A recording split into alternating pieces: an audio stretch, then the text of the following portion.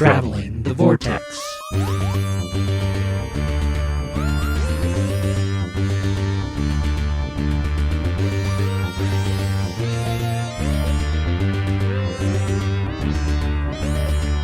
We've joined the Doctor as he travels the Vortex and arrive at episode number 451. And there really are such things as Macra, because I saw them animated. I'm Keith. I'm Sean. I'm Glenn. How are you guys? Pretty good. I'm really good. I've been off since Thursday of last week. Oh, lucky you. And I don't go back until Monday of next week. So Nice. And you were complaining about working overnight. I was? Yeah. Like 2 weeks ago. That's about as long as it's been since I've seen you. Oh. No, I last time I was here, hadn't done it overnight. So. Oh, you were getting ready to. Oh, no, that's right. Because Yeah, we you were were off getting last ready We to. were off last week. That's right. Yeah. So 2 weeks ago it was. We were off, and so was Glenn. That's right. Did you do anything on holiday? Now the truth comes out as to why we couldn't get together. Why does the truth come out? Because you were off and you didn't want to leave the house. He was I too wasn't busy off. doing holiday stuff. I wasn't off last week. You said you were off last You said you were- Thursday. I've been off since Thursday, but we would have recorded last Oh, Monday. you're talking just Thanksgiving. Okay, I'm with you. I've been off since Thursday of last week. Sean doesn't know what Thanksgiving. day it is. I guess don't know not, what day it 'cause is. I'm sitting there going, but we would have recorded on Monday, so I would have had to work that day. I don't know what day it is. No, it was the previous Friday. It was the week before that. On Friday, I worked overnight, and then I worked Monday, Tuesday, and Wednesday of last week, and then was off. I've been off since Thursday, so I haven't done anything. We went over to my folks for Thanksgiving, and had a really delicious meal and some fun time with family, and that's pretty much all we did for our Turkey Day. Nice. We had family over, and I cooked, and it turned out pretty good.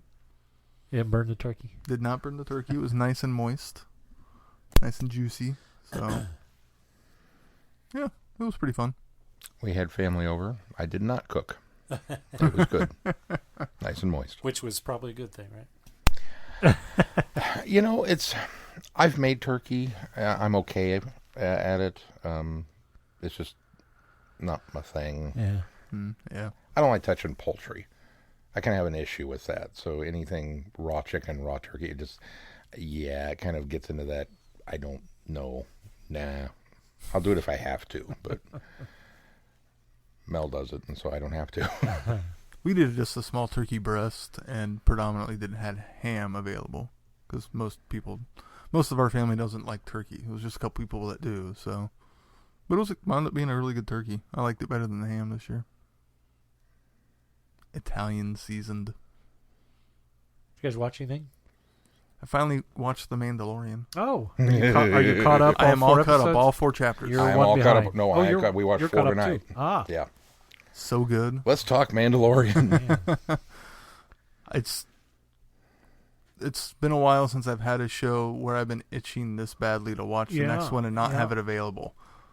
That's kind of the kicker about Disney Plus is the fact that they drop it weekly, like a TV series, and it's just like this is one that I would. Of course, if we had it, I'd mainline the whole thing in all 8 hours in one day. Right. So maybe it's a good thing I'm having to wait week to week. But although I've got this week off, so I could be doing that. And it's just so phenomenal. From the music to the feel and the look of it, it's just the direction, the acting. There's nothing. The only bad thing I can say about it is I'm disappointed that the episodes are a little short. They're a little short. They aren't a full hour. Well, they're like I want a full hour. they're Like 30 minutes. no. There's They're one was longer than 33 that. minutes. Oh, was it? Yeah. Yeah, they range between. The longest one so far has been 44 minutes. Okay, I thought Yeah. I saw 45 on one of them, but maybe that's what I saw. And that was this last recent episode. The first 3 were really short. Well, in my opinion. I expected more full hour length, television. Right.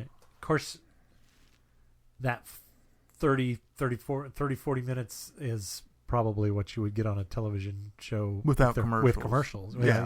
I mean, if it was commercial. Once you remove the commercials, yeah. Right. As long as it needs to be. Yeah, I mean. I have spoken. It's really good. Man, it's so good. So there's all kinds of fan excitement and Easter eggs and wink, wink, nudge, nudge, and did you see this and blah, blah, blah. And I want to talk about briefly the one in episode 3 that I absolutely lost it, and I cannot believe so far I have not seen anybody on the internet talking about this Easter egg. And it's when he goes to get paid, and Carl Weathers pulls out the Buskar container, or not Carl Weathers, Warner Herzog pulls out the Buskar container and sets it down. Did anybody but me recognize this thing? Oh, that it was the ice cream cooler from It's the ice Empire cream Strikes cooler Back? from Empire Yeah.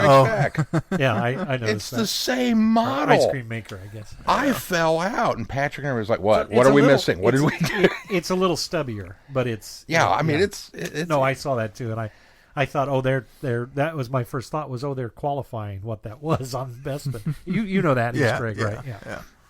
What's the guy's name? Ice cream maker guy or Ice cream freezer guy. Ice I cream can't remember. something ridiculously silly? It's like IFG is the guy's name, and I think it stands for like ice cream maker guy or ice cream freezer guy, or IMG. But yeah, I fell out. I lost it, and everybody's like, "What are we missing? What do you know that we don't?" But yet, Yeah, I saw that. We all want to talk about the cloning emblem on the guy's jacket. It's like, talk about the ice cream maker. I noticed that, and I was like, oh, they qualified that device that the guy's carrying on Bespin, and then went on with it. Didn't even think about it. Nobody bringing that up, but yeah. Well, I caught it, so there you go.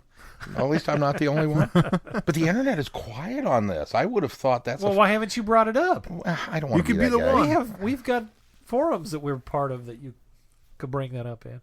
I just did. Traveling the Vortex exclusive Star Wars Easter egg. It's there you out go. there somewhere, I'm sure. I'm sure it's Yeah, out there. I You just need to get a picture and post for a screen capture from that. Screen capture from the guy running on Bespin with it. I'm just shocked. I thought for sure that would have been the thing. That would have been the water cooler topic the next day, and it was not. Fandom let me down. Maybe you and I were the only ones impressed by it. Well, Jon Favreau was impressed by Well, it. obviously. I guarantee he was standing there on set giggling through the whole thing. Come on, guys. You get this, right? You get it, right? No? All right. What are you so excited about? I'll tell you later. No, it's so good. Mm-hmm. Our Disney Plus has mostly been Frozen, however. You got a little one watching Frozen all the time. Yeah. Even though she's seen Frozen, now that she can watch it whenever and whatever, it's on demand. Frozen. Yeah. I've been introducing Shai to a lot of the classic, not that, again, I already own 99% of what's on Disney Plus. But, just the fact that it's there at the fingertips. And so she watched 101 Dalmatians, and with much complaining. The live action or the animated? Animated. Is that the one you were referencing when you said that they make it home in time for Christmas, so it's a Christmas movie? Yep. Well, that could be applied to Lady and the Tramp, too, because that ends at Christmas as well. Oh, you're right, it does. Yeah. I will have to add that to my Christmas movie list. I don't think that qualifies either one of them, but No, I have since, after our discussion But that last would- time, I have since broken apart my Christmas movie list into these are legitimate Christmas movies. These are movies that are set at Christmas time. These are movies that have a Christmas scene in them. So depending on my mood, I bounce back gotcha. and forth. Yeah. But no, she didn't want to do it because I want to watch Frozen or I want to watch Trolls or whatever whatever it was that day. I was like, no, you got to pick the last one. I'm picking this one. So I put on Dalmatians, and she has watched that thing like 5 times oh, is now. that right? So then I watched. It's a short one, too. So Yeah. So then we watched the Aristocats. And she's on her 3rd or 4th rewatch of that one. I mean, she's just good. digging these. Nice. So then I pop in Robin Hood, which is one of my favorites.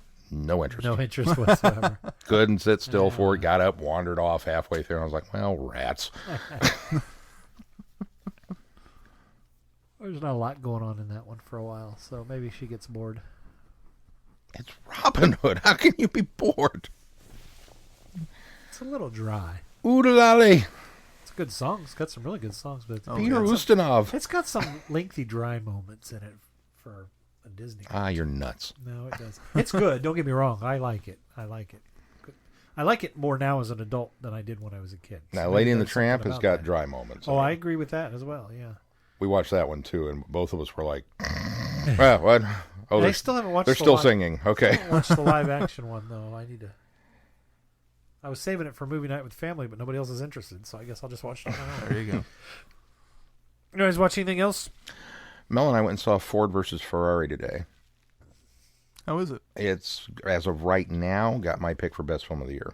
Oh, Wow. Now, that's obviously, we're only into December, so none of the big heavy hitters have come out yet.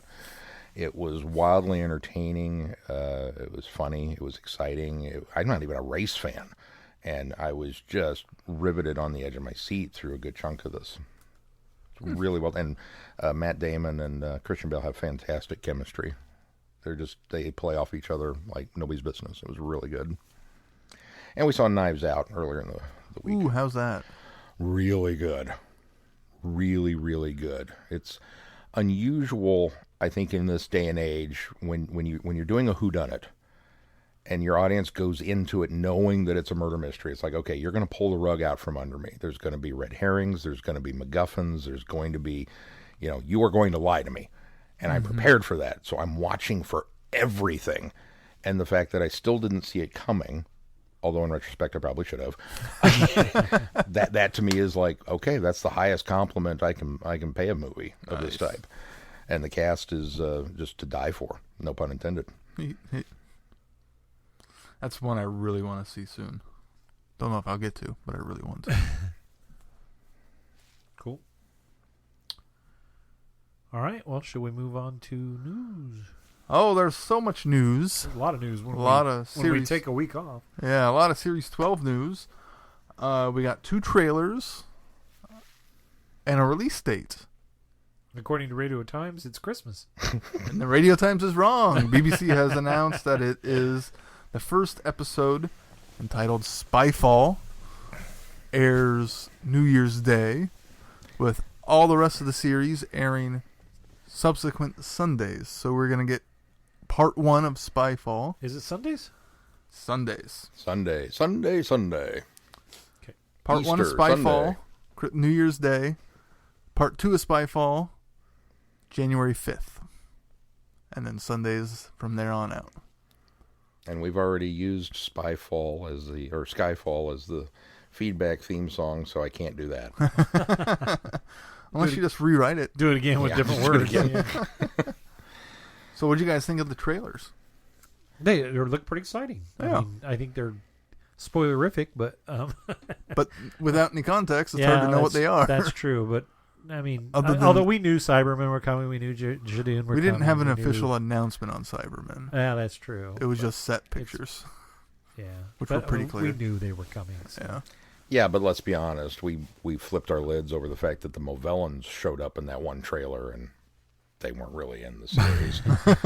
Well, they were. They were in that one scene with the Daleks. Yeah. So, in any of the quick flash monster bits are like, maybe they'll be there, maybe not. I'm excited for the Zordaloff. See what they do with it in Yeah. Series 12. That'll be interesting. It's a dark, gritty look, a change to it. Yeah, it is, but all the better. You're not fooling me. Not fooling you what? You're not fooling me. It's in the trailer. That's bait. It's in the trailer. No. Okay. Sean's going to have quite the surprise. I guess so. Sean, what did you think of the trailers? They were good. Upbeat, exciting, action-packed bunch of clips thrown together to assault my eyes. It's a trailer. I can't get. Yeah. I'm not wowed by it because it's just a. It's a season hype trailer too. Yeah, hype trailer. So Good you way don't to put get it. a lot of, as you said, context with the shots, but they show a lot of action. It's not like the bump season 4 trailer where Martha comes up out of the goo and you're like, oh, holy crap! It never had that moment to it. Yeah. So it's a hype trailer, and it's like I can't get hyped over hype trailers. Cool, Doctor Who's coming back! Yay! She's still got silly pants on with her tuxedo, but okay. I like the new tagline for this season, Space for All. Yeah, I do like that. I like that. The print and slogan departments are on point this year. Mm-hmm. Yeah. Mm-hmm. And What the, else? And the slight tease to the overall arc, or somewhat what it's implying to the arc, I'm intrigued by. What's it implying? Well, the something's coming for her. That aspect. Yeah. I have a hard time believing. Something's always coming for the Yeah, Doctor. Though, so. Other news: more guest casts have been announced. I'm gonna butcher this name because I never know how to pronounce it. Goran Vizjek. Who's that? He is from ER. He played Our ER. Our ER. Oh. And he was in Extant with Halle Berry. Most recently, he was in. Hold on. He's the little bald doctor, right? No, he's the tall. Oh no, he's the long dark hair. Yeah, the Croatian or whatever he was. Yes. Okay. It appears he's playing. Oh, okay. I know who you're Tesla. talking about. Oh, okay. Oh, yeah, I did see him. Okay, I did. Okay. He was in the trailer. He totally looked familiar to me. Now that you say that makes sense now. Yeah.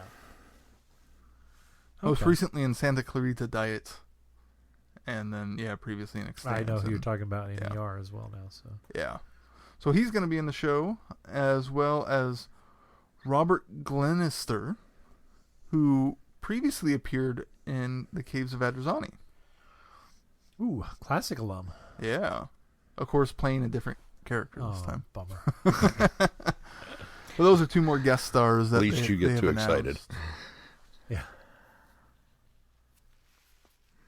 Oh, we've already had an Arizona callback. It's true. In a Christmas special. They're not giving a lot of details, but I think we can...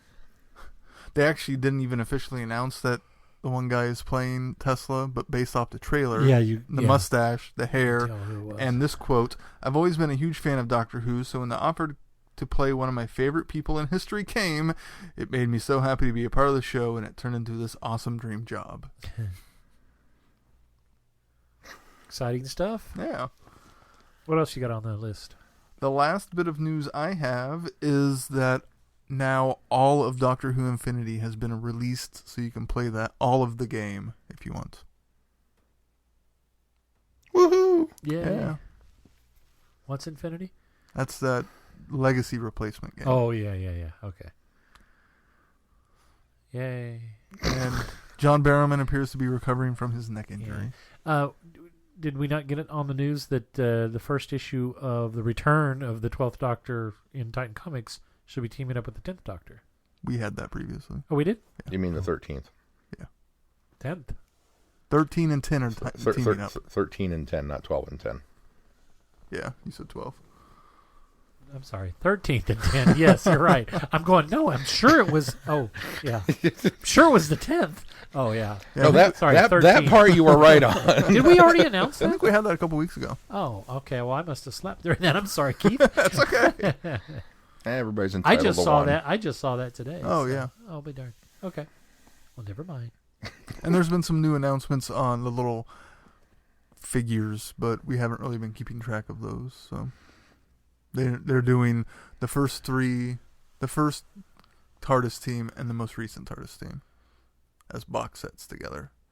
So you can get 13 Yaz, Ryan, and Graham as a box set, and then you can get the Dr. Susan, Ian, and Barbara as a box set together. Are these the Eagle Moss kind of? I believe that's what they are. Yeah. Those are cool. I really like them because they. I guess we needed to talk about them. They remind me of the figurines from the Five Doctors. Yeah. And so, if I were to start collecting them, which would be a colossal mistake at this stage, I would feel compelled to try and build a little lighted podium with the Dark Tower in the middle of it that I could put all these figurines on. Well, just do that and only buy the Five Doctors. The first Five Doctors. Yeah, but I'd also have to get a pair of velvet gloves. So. The velvet gloves of Rassilon, so I can put them down. All right, well, should we move on to feedback? No feedback this week. We want to get right on to the Macra Terror. Yeah, there's a lot to talk about with 2 discs. So, the Macra Terror. The Macra Terror. You took my case. Do I need to read the synopsis? We've already reviewed it. Oh, we're going to review it again, aren't we? Lost since its first airing in the UK over 50 years ago. That's a different synopsis, too. Yeah, totally different synopsis. Doctor Who, The Macra Terror has been painstakingly recreated as a full-length animation in both color and black and white, an incredible reimagining of a lost classic. The Doctor and his companions arrive on a human colony in the far-flung future. The colony outwardly appears to be happy and carefree, but behind its cheerful exterior, the colony has been secretly infiltrated by a race of genetic parasitic creatures called Macra. The Macra brainwash the human colonists to mine toxic gas in the levels below the colony, ruling the settlement from a control center in the heart of the main city. They scuttle around at night looking for food. The Doctor's friend Ben is soon taken over by the Macra, and under their malign influence, he turns against the Doctor. As their influence spreads, the Doctor sets out to bring an end to the Macra Terror. Bum, bum, bum. Yeah, I really, really, really enjoyed this. This story is even better animated than it was reconstructed. Yeah. It really is. It does wonders for it. Truthfully. It just... Well, it helps to elevate it to... I mean, first of all, there's just the... Man, do I love seeing real moving pictures with the, original dialogue and sound effects and stuff. That just... I mean, I say this every time, but I mean, no disrespect to the guys at Loose Cannons or people putting the photo compilations together for these reconstructions, but it's just not the same. It's I don't know why, but it's so much harder for me to suspend my disbelief. I think I'd almost rather have it as just audio and listen to it like a big finish than to have this tantalizing piece of what was and not get there. And so when you animate it, it suddenly moves it up to that next level of, okay, yeah, now it's in my mind, this is the next best thing to having the actual episode back. If I can't have that, I want it animated. Right. But with this story in particular, I mean, we're dealing with giant crabs, which on the surface is kind of ridiculous. And when you're dealing with a show like Doctor Who, obviously they didn't have the budget for real giant crabs. I mean, we didn't go and build maybe a piece of one or something that you would catch in there's the claw. But you're never going to get a good visual of them. They didn't have CGI at the time, so they couldn't do it that way. Exactly. Yeah. And so doing it animated is almost like, that's even better than trying to mount this production in live action because, we're going to show you the crab. There it is. Oh, it's scary. Okay. But what's great about how they animated it was they stayed true to how the show would have done it. They didn't go over the top or make massive changes or try to amp up the action or do more than what they actually had the crabs doing on the show. They didn't make any major modifications, in my opinion. They did. They did? They made a ton. Oh, wow. But I think I don't have a problem with them taking those liberties with that. And the reason being is because... And there's a really good, if you get a chance, watch, there's a YouTube video called Comparing Doctor Who, The Macra Terror, 1967 versus 2019. It's on Josh Snare's YouTube channel, and he does a lot of Doctor Who stuff. It's really great stuff. He does a side-by-side comparison of a lot of it. It's only about 10 minutes. He doesn't do the whole thing, obviously, but he hits some of the key points. And he pointed out the fact that even back when they did The Macra Terror, the production crew was never happy with what the Macra looked like. They never were happy with the result they got. They went with what they had. And so in that aspect, animating it and taking some creative liberties is actually okay in that sense that you're improving on something that they wished had been better anyway.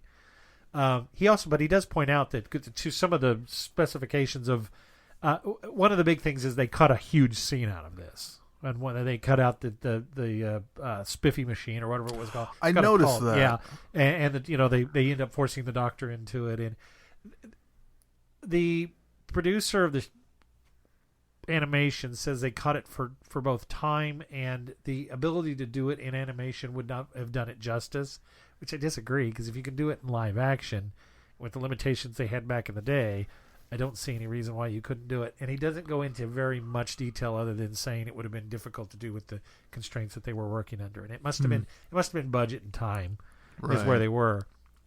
So they have cut that out, and there was a lot of backlash, especially when this came out in the UK, that they cut that, and people were upset with that. But I was upset it wasn't there. That was one of my favorite bits. It's very unneeded though for the story, because if you look at it as a whole, it's unnecessary, other than the fact that it does add to the uniformity of the colony.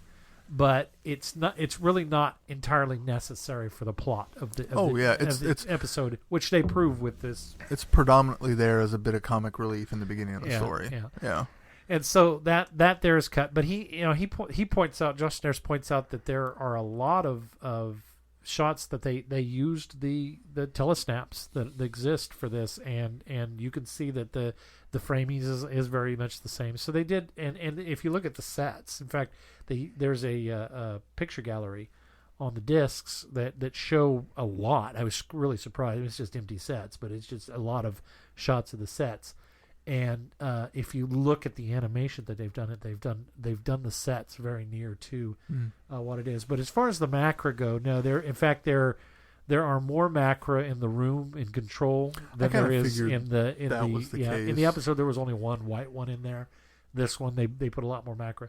They do a lot more with the Jamie exploring and the Macra following him. There's a lot more going on there than there was in the television, because they were limited with how many Macra they had. Right. They obviously had, I think, 3 working models. I think I read somewhere.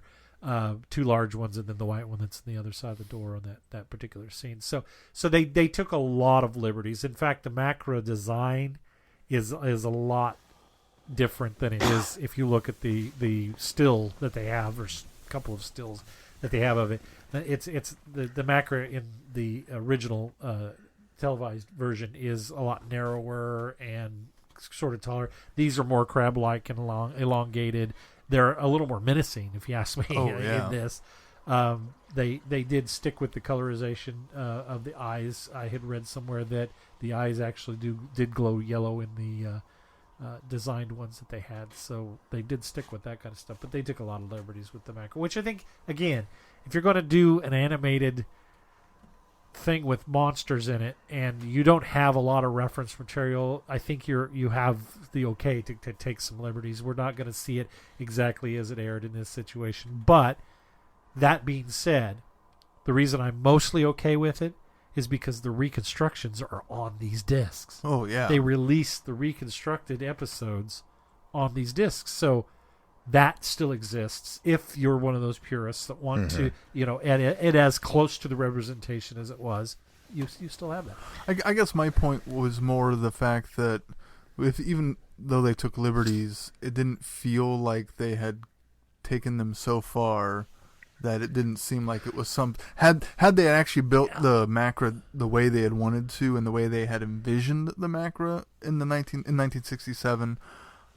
I would imagine it would have wound up a lot more like this than how it actually wound up on film. Yes, I think you're right. I think that's my point. Is they didn't add any giant action scene of Macras storming the castle or doing something beyond what they would have been able to do within the confines of 1967. And you're right. It's more along the lines of 10th Planet, where we just added a bunch more Cybermen. Right. Because if we're going to do it, let's really ramp the menace up in that way. That, oh, wow, yeah, that's totally what that should have looked like. Right. But we know they didn't have the budget for it. It's that kind of thing. With just now there's more Macra. Okay, cool. That to me is... It made them look more menacing. Yeah. A little more gore around the fangs. Well, there's a lot more... There's a lot more tense scenes there, too. With when Ben and Polly first see the Macra... the one that nearly attacks the Doctor and what's his name in the first episode, and then especially with Jamie running around in the tunnels after he's escaped. There's a lot more there going on, which I always thought the first time that I read or that I listened to the constructed animation of it, or not constructed animation, constructed audio of this one with the Annika Wills linking narration was my first experience with the Macra Terror. There's a lot of dead space where she's reading a lot, or she's saying a lot that's going on, but it's really hard to imagine what's going on, even with her describing what's happening. Yeah. And this fully realizes those scenes that I felt were a lot of dead air in the original reconstructions, both the audio and the visual reconstructions that we watched that Loose Cannon put together. And so that did an immense immense amount of justice to a lot of that. Episode 3, I think it is. So it almost makes up for losing the Washomatic. Yeah, Washomatic. Yeah, that's what it was. But they did keep in the Highland Fling scene with the dance. Yes. So I was very happy with it that was still in there for that. The sake of just the joke of then you fling yourself out the door. Yeah. Yeah. It's good stuff. The disc's full of all kinds of great stuff. I don't know if you guys know there's the audio version that was released in 1992 is on the disc as well, and it's got Colin Baker doing the linking animation or the linking audio narration on it. So because there were 2 released, there was one by with Colin Baker from 1992, and then Annika Wills did one later that was released by BBC Audio, and so you get basically both versions because the Annika Wills linking narration is with the reconstructed ones, and the Colin Baker one is the 92 audio release. So that's on there as well. I was so pleased with this disc set. The things that bother me about it are the fact that there's no mention of a North American Blu-ray release, which really ticks me off. And the cover of this is terrible. I mean, it's just it's I say it's terrible. It's just it's unimaginative. I don't know why with such great animation in this story that they do, just to give us a shot of the Doctor with what you can finally, or if they really look close to make out that that's a Macra looming in the background.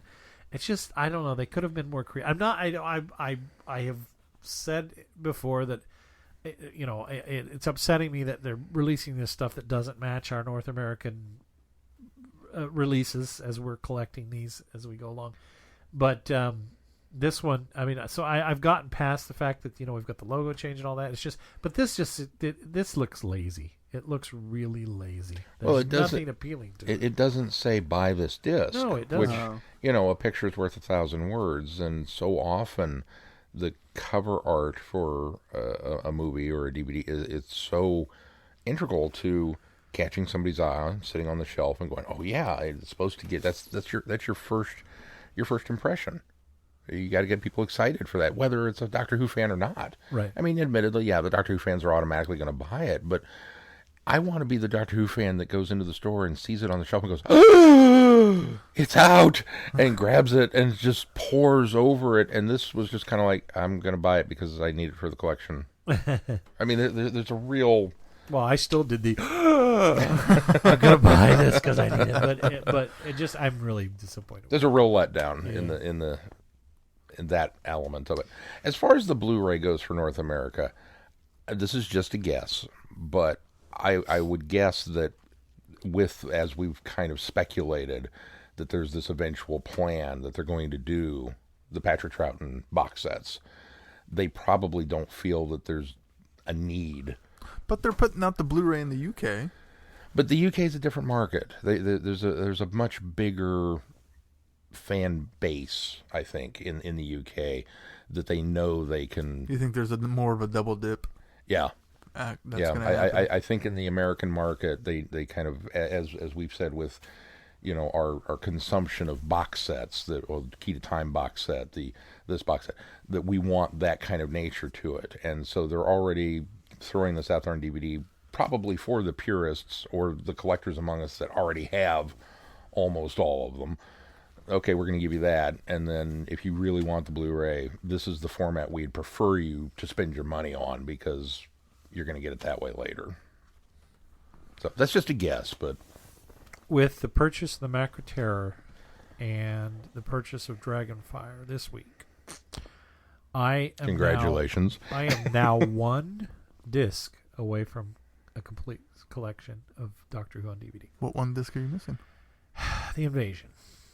Oh, yeah. So there is copies on Amazon for about $60. So if my co-hosts and maybe listeners of the show want to pitch in and get Glenn a Christmas present to finish his Doctor Who collection on DVD. Ghostlight, thanks for the heads up on that, because as soon as you mentioned it, as soon as you texted us, I immediately got on there and bought it, because that was one of the ones that I needed really badly. It's obviously one of these they're doing the reprints, which is great. It's fine. I mean, you can tell it's a reprint. Like the cover looks exactly the same, but when you open up, the disc has this real kind of flat, like we've just quickly done a face print on it. It's not as quality as the old face of the DVD, but I'm fine with that because it's authentic. So it's from BBC. So plus you flip it over and it's got kind of that purple. This has just been burned. You remember the You remember the old DVD burners? You still can buy them, but you always bought the discs and they were purple. That's clearly how they're doing these. They're literally video on demand. That way, yeah. Wow. So. Huh. But I'm again. I could temporarily trade you my copy of The Invasion for your copy of Curse of Fenric. You can just have a timeshare and just switch between the two of you. You should just hold off though, because that Curse of Fenric's good. Here's my thing: Curse of Fenric will be a reprint. I guarantee that'll end up. Here's my worry about The Invasion is because it's Cosgrove Hall, and they folded. Yeah. I have a feeling there's a rights issue with being able to reprint that one, and I'm just I may be over worrying about it, but I just have this feeling that there's a reason why we haven't seen that one on these reprint lists. Although I hadn't seen Ghostlight on any reprint lists, and then it showed up out of nowhere. So 60 is a big drop from what it used to be. It is, because it was over $100 for a long time. Yeah. Oh, believe me, I've been watching it for a long time. $59.99 I think is the lowest I've seen it come down. Which now that it's within reach and it's not over $100 anymore. It's one of those I'm waiting. It's on my Christmas list. So I'm going to wait till after the first of the year, but it'll probably be one that maybe get some Amazon money. I have to pay the $60 for a DVD, which $60 for a DVD. If it makes you feel better, it breaks down to less than $10 an episode. Yeah, that's true. Because there are 8 parts on that one? Yeah, that's an 8-parter. And it's such a good one. Yeah, it is. It's worth the totally $60. Worth it. Yeah, I know. I agree with that.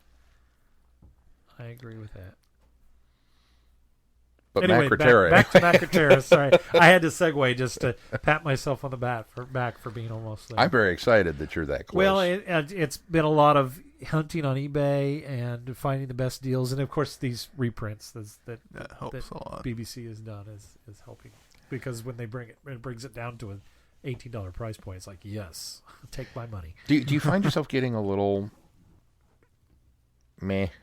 I mean, now that you're this close to the end, like the hunt was part of the excitement of it, and that now that's kind of winding down, you're just like, yeah, I got one left. No, not at all. Nope. Back in the day, when I used to collect lots of stuff, that was always kind of the thing. When I reached the end of the collection, I was like, the hunt was almost more fun than having this stuff.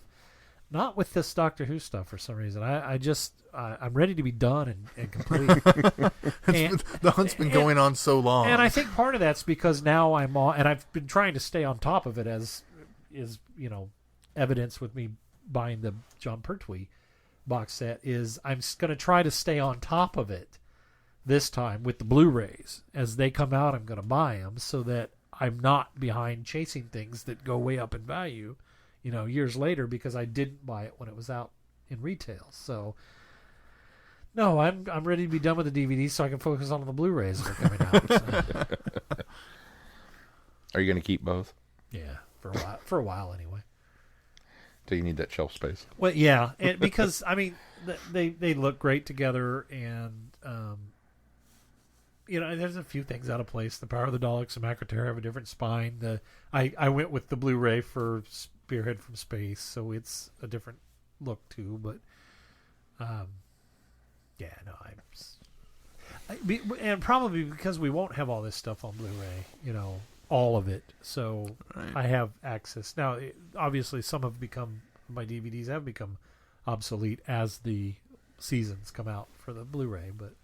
So you just pull those chunks of DVD off and put the DVDs in a box. Nah, because I love the complete look of all those discs next to each other. They're so pretty. It is so pretty. You moved yours. Oh no, they're over there. Yeah. So pretty. Back to the Macra Terror, though. Which is why I will need you to get me a Macra Terror DVD sleeve that matches your the rest of the pretty, because this one's not. Did you put the power on that I gave you already? Have you done that? I did. You did. I think. I still have the power sleeve because my OCD doesn't allow me to toss the sleeve. Oh yeah. even though that defeats the whole purpose of having the matching spine. Yeah. You know, it's like, all right, there it matches. Now put the sleeve over it. Why? Well, I was going through and I was rearranging my discs to make room for the stuff that I've bought, and I came across my box for beneath the the underwater The Silurian. Yeah, the Silurian two-parter and the Beneath the surface. Beneath the Surface box set. I still have the dang box, but then it's not on the shelf because I think I have it on another Doctor Who shelf because those don't go together on the shelf. Yeah. They have to be separated. I get the concept of this box, but I'm totally splitting that box up. It's not That's what I chronological. did, but I'm keeping the box because it's Doctor Who. You got to go chronological. Anyway, this is a great disc set. I'm very pleased with it in on the inside. Well, and they really loaded it up with extras too. Yeah, there's a lot of bonus features. There's commentaries. There's audio commentaries for everything. There's photos and set pictures. I watched behind the scenes film. Yeah, I took the behind the scenes film is interesting. Let's see if I can wrap my brain around how this was. It is a film that was shot in the 60s by this model company that did the Macra. This is only relation to this particular story, but there are some. They did some model work for Daleks. They did some model work throughout the 60s for some Hartnell and Troughton stories. And I say model work, but like special props and things like that. So, but they did a lot of other stuff, and this is a film that was shot and submitted as a documentary film to some film festival, I guess, in the 60s. And it's all just shots of there's no audio on it. In fact, the guy that's commentating on it, I think was. I don't even remember who's commentating on it, but anyway, he's just discussing about their connection. But it's the same company that did the model work for Chitty Chitty Bang Bang as well. And the interesting thing about it is when the video was submitted, when the movie was submitted, the film was submitted for whatever competition or film festival it was entered into. They couldn't say what that was, what the shots of that car was.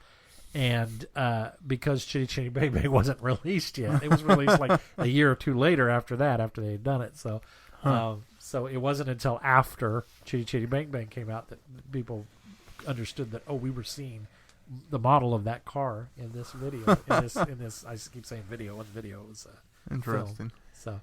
So, worth watching. But it's about 12 minutes of just listen to some guy talk about all these different models that these are in props that these guys are working on. So, but I'm glad they included it because it does have. It eventually gets to the Macra Terror connection, which is the fact that at the end they show shots of the model of the Macra that they made and all these guys working with fiberglass without gloves or without any protection or anything like that. And he makes the comment that they're just doing this without gloves or anything, which is not how you do it nowadays. You work in fiberglass, you got eye protection and hand protection. Oh yeah. So things we didn't know. Right. I was very impressed with the animation. Mm-hmm. I'm so grateful that we've kind of settled on a style for these, and that this is the style, that it's not Reign of Terror style. When I went into it with, watching the color version going, I don't know, I kind of want to think it should be, it includes a black and white, but went into the color going, I don't know if I'll like this, and wound up really liking the color version. Me too. Because it really adds some things and helps helps keep it clear of what's going on.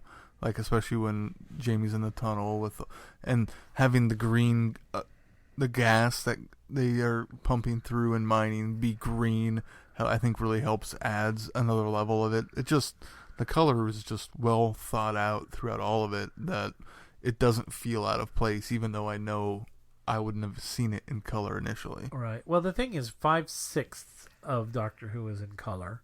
Right. This particular story, obviously was shot in black and white, but when you're so used to seeing a lot of stuff, I mean, movies we watch nowadays are in color. It is, for us, our generation and on, it is much easier for us to watch colorized, or not colorized, but colored film and pictures and things like that. And it is more of a challenge, although I still love black and white film, and I love old black and white films, but it still is a challenge for us to watch things in black and white, because it's not something we're as used to as we are with color. And so if I think of that on my level, and then look at the younger generations that they don't watch anything in black and white, yeah, I appreciate the fact that they've done this, because it is more eye-catching, it is more colorful. Well, I think there's a difference for the animation too, because when you're filming in black and white, the depth is more apparent than when you're having an animation black and white, yes. And the color helps add that depth to it, where the black and white almost makes everything just a flat 2D, and instead of having a 3D effect to the sets of everything. That's where the color really helps. It's one of the big challenges that I don't believe that the early computer colorists took into account when they would colorize black and white movies. Because when you shoot something in black and white, you have very carefully planned before you roll.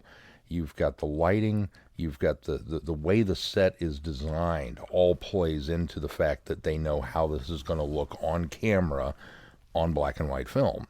And then you have to light that set to look that way and make sure that the color, because obviously you didn't build a black and white set. You have a color set that you're shooting in black and white. Right. So the colors on set have to be chosen in such a way as to give you that depth, so that it doesn't look flat. And there's so much work that went into that. And then when the Ted Turner colorizing black and white movies came out, it was just kind of like brown, blue, green, and they just didn't care almost. It was just like, slapping stuff on there. And it really ruined the integrity of a lot of these movies. This is almost the reverse. That's what I was about to say. Because the black and white animation being flat, and it depends a lot on the story too, because like the Invasion, I cannot even fathom a color version of the Invasion. Which I think up until Power of the Daleks, they animated it in black and white. Whereas I got the impression from Power of the Daleks and this that they animated it in color and then did a black and white filter. Did a black and white transfer. And that's the big difference, is when you're focused on animating something in black and white, you're not going to end up, your color palette is going to be much more of a, or you're going to add those depths. Your palette is going to be a much more broad black to white gray area. Whereas in this, you're right. They're animating it in color, and then they're putting the black and white filter over it in order to and that's where it's losing some of that. That's kind of depth. the reverse problem. Yeah, is exactly. Instead of colorizing really a black is. and white film, we're black and whiting a color color. film, and it's having the same effect on it. Yeah. But I like the fact that I did watch some of the black and white, and I don't think it loses a lot. It was much more pleasant to watch the color, but I think that even the black and white in this, I think that it like I say, it doesn't lose a lot. And I wonder if maybe they adjusted some of the chroma in there so that they don't. I wonder if they learned lose a some little of bit that more depth. from Power and what to do differently. But as with Power, I'm grateful that they have both versions on. Yes, there. absolutely. Because the purist in me, yes, I would like that black and white copy. The realist in me, I'm probably going to watch the color version just because, as you said, it's a little more pleasing. It's a little more. Just what we're used to. I think it's a little more familiar. Color, yeah.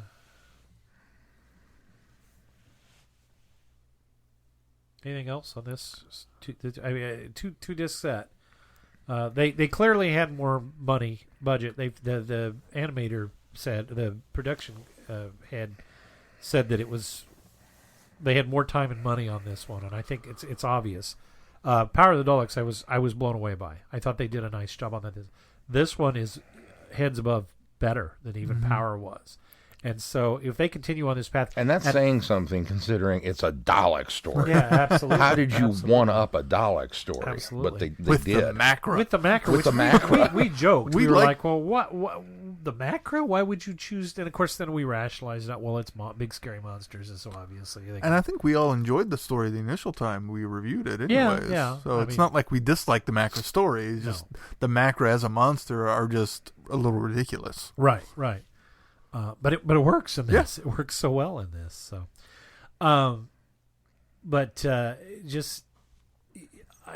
if this is where they continue to put their focus, and as you said, we've landed on a style of animation that I think is right. In fact, it's not the oversimplified. What was it, Moonbase? Yeah. The the Ice Warriors. Ice Warriors. It's not the oversimplified Ice Warriors, but it's not the Uncanny Valley of Reign of Terror. Reign of Terror. And so they've found a happy medium. And I think they've landed on the Cosgrove Hall stuff has always been my favorite. It's just always been my favorite style of animation. I think they've landed on something that I will safely say is better than even Cosgrove Hall now. Yeah, and I would think so. And I think because it's so near to it, but they've improved on the flash animation style that Cosgrove had. Yeah, I would agree. I would agree. It's in the same style, but it's smoothed out a bit. Yeah.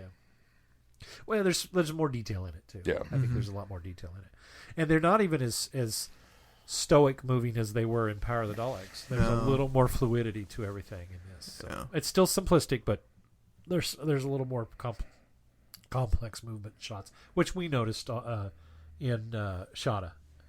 With the animation on that. So. Yeah. Well, and again, back to a lot of the backgrounds. I mean, the TARDIS interiors were gorgeous, which, they took the time to put all the gizmos and whirly bobs and whatnot on the console, and it's like that's dedication, because it's only there for as we pan across it. But the set for the big red room in between when they first were dispatched to the what do they call them, the Death Gang or Dead Gang or whatever it was, when they first go sent to go work, that first room they're in and where the doctor stays as the supervisor, and does the mathematics. That room looked great. Yeah, that it really was animated did. really well. Back to the beginning though, when I stuck the disc in and I started watching this and it was in black and white, I went, did they screw my discs up? Because it says on disc 1 color version, disc 2 black and white. Did they screw my discs up? And so luckily I watched a little longer before I popped in the other disc to only be disappointed that I had 2 black and white. It starts in black and white, which is great because it picks up where whatever the previous story was that before that would have been in black and white, and transitions into color, which I thought was very clever of them to do. So. I had the exact same reaction because I had let Keith borrow the second disc. For the black and white version, and so I went and popped in my color version, and it started off in black and white. And I went, did I give him the wrong one? And then I looked. No. Oh man, did they label the disc That's wrong? what I thought happened to me. And then it changed into color, which not only is it clever from the previous episode to this episode, it's also almost kind of a call forward to the 2 Doctors, where we start off in black and white, and then wait, do we? The 2 Doctors? Yeah. You mean Twice Upon a Time? No. Well, yeah, that one too, but we start with 5 Doctors in black. No, and white. in the 2 Doctors we get Jamie and Troughton in the TARDIS, and it's in black that's and right. white. It is in black and white. And then You're it goes to color. Right. At least that's what I thought of. They when do I that saw in it. 5 Doctors too. Yeah, you're right. Well, that's because they're reusing black and white footage from the only footage of Hartnell in that. or Invasion, Dalek Invasion. But yeah, no, it's just it's well done, and we'll have to put together. I know we abhor doing top lists, but we'd have to rank our the animted. Didn't we do that once? It seemed like Did we we? did that when Power came out. I think we might we have. kind of arbitrarily did it. We didn't. Yeah. It wasn't a planned thing, but we could do that. Might be fun. Especially as we get more. Reign of Terror's at the bottom. I'm going to spoil it. You're gonna force me to have to rewatch them though. So. Oh darn! You know what? I will put Reign of Terror just slightly above Ice Warriors. Oh gosh. I don't know. Reign of Terror is really bad. I appreciated Reign of Terror for intricacy that they had. It was too much, but I appreciated it. Mm. All right, well, Sean, what do we got coming up on the schedule? Well, more schedule changes. As is always, the holidays have mucked everything up. as is always the way this time of year. Both holidays and New Who coming.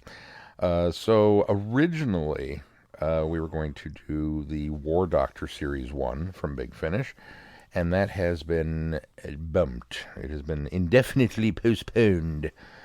It's Not almost as if a time war broke out and erased it from the indefinite. schedule. It's indefinite right now. We don't have a definitive Okay, time that's when it's going to be on the schedule. Oh, it's going to come back at some point. We're not saying it's gone. We're just saying We have a indefinitely rough postponed. timeline of when it's going to come back. We kind of sort of think we know. Yeah. But instead, so we'll go ahead and skip a week into the Classic Doctor's New Monsters, which we've broken up that first series into 2. So we'll do Fallen Angels and Judoon in Chains, followed by Harvest of the Sycorax and the Sontaran Ordeal. And then our Christmas special is the Companion Chronicle from Season 5, Number 3, Find and Replace, and the Big Finish Short Trips, Season 6, Number 12, The Hesitation Deviation. So there's that, which should take us right up into New Year's for the start of New Who. And consequently, that means you can kind of plan on the next 10 weeks of the new year being New Who. Because that's kind of how we roll. We do those as they come out. And we'll get back to the War Doctor at some point in time after that. So I will make amendments to the schedule online for those of you that like to follow along. Very good. We don't have any episode titles other than Spyfall. Spyfall. Well, be sure to check out the website for any updates on the podcast. And while you're there, be sure you click on the Patreon link and consider supporting us. And remember, you can send comments to feedback@travelingthevortex.com or by clicking on the send feedback link on the website. Until next time, I'm Glenn. I'm Sean. I'm Keith. Cheers. Good night, everybody. Be seeing you. Thanks for listening. You have been listening to Traveling the Vortex. Doctor Who and all of its associated programs are owned and trademarked by the BBC. No infringement is intended or implied.